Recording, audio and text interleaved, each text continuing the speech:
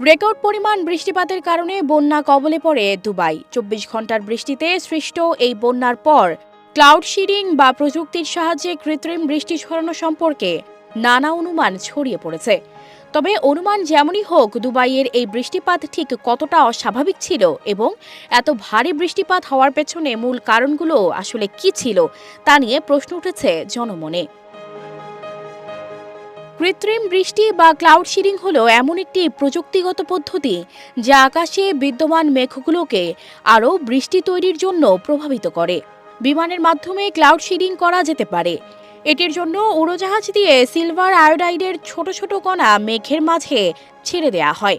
তারপর খুব সহজেই জলীয় বাষ্প ঘনীভূত হয়ে বৃষ্টিতে পরিণত হয়।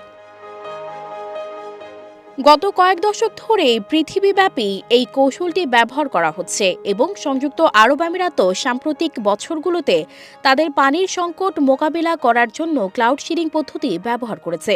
তবে দুবাইতে বন্যা শুরু হওয়ার পরের কয়েক ঘন্টায় সামাজিক যোগাযোগ মাধ্যম ব্যবহারকারীরা ওখানকার এই চরম আবহাওয়ার পেছনে শুধুমাত্র দেশটিতে চালানো সাম্প্রতিক ক্লাউড সিডিং অপারেশনকে ভুলভাবে দায়ী করছেন।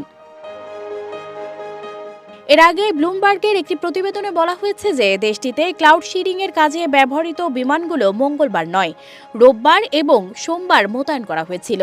তবে কখন ক্লাউড সিডিং করা হয়েছিল তা জানা যায়নি। বিশেষজ্ঞরা বলছেন এটি খুব বেশি হলে ঝড়ের ওপর সামান্য প্রভাব ফেলতে পারে এবং বন্যার জন্য ক্লাউড সিডিংয়ের ওপর আলোকপাত করাটা বিভ্রান্তিকর। সাধারণত বাতাসের আর্দ্রতা ও ধুলোবালি যদি বৃষ্টি ঝরাতে বাধা হয়, তখন ক্লাউড সিডিং পদ্ধতি প্রয়োগ করা হয়। তবে ক্লাউড সিডিং সংযুক্ত আরব আমিরাতে করা হলেও স্মরণকালের ভয়াবহ বন্যা শুধুমাত্র এই দেশটিতে হয়নি, বরং তা বাহরাইন থেকে ওমান পর্যন্ত প্লাবিত হয়েছে। এসব তথ্য তুলে ধরে একটি প্রতিবেদন প্রকাশ করেছে বিবিসি বাংলা। সানজিদা রহমান, প্রবাস খবর।